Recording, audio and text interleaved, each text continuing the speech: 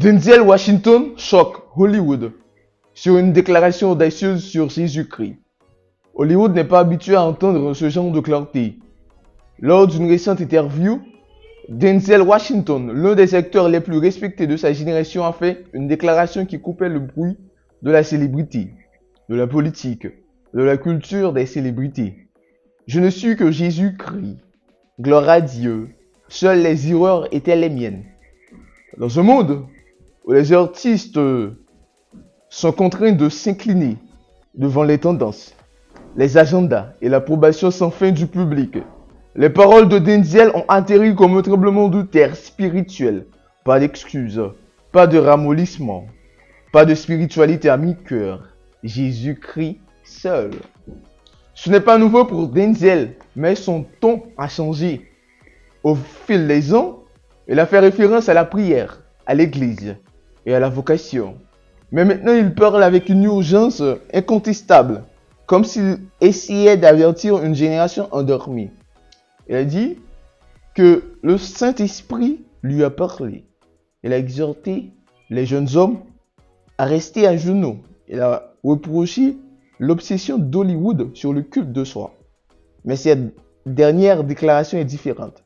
C'est définitif, sans excuse et contre-culturel. Pour les chrétiens sur les réseaux sociaux, la réaction a été explosive. Nous avons besoin de plus d'hommes à Hollywood qui n'ont pas honte de l'évangile. Denzel vient de dire ce que les millions ont peur de dire. C'est l'audace qui manque à l'église. Pendant ce temps, les critiques sont mal à l'aise.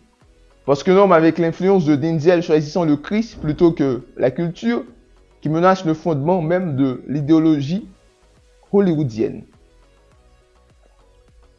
Ce n'est pas un soutien de célébrité à la religion. Ce n'est pas un sentiment spirituel vague. C'est une déclaration publique de loyauté à Jésus dans une industrie qui punit des convictions. Et c'est exactement pourquoi ça devient viral. Le message de Denzel est simple, mais incroyablement vrai. Dieu obtient la gloire. Et Jésus, nous faisons les erreurs. Et Jésus est le seul qui vaut la peine d'être suivi. À une époque où la confusion morale et le vide spirituel dominent, le monde du divertissement, l'une des icônes les plus vénérées d'Hollywood vient de prêcher le sermon le plus clair de l'année. Alors, je vous dis merci d'avoir suivi et nous vous donnons rendez-vous pour une nouvelle rubrique pareille. À la prochaine.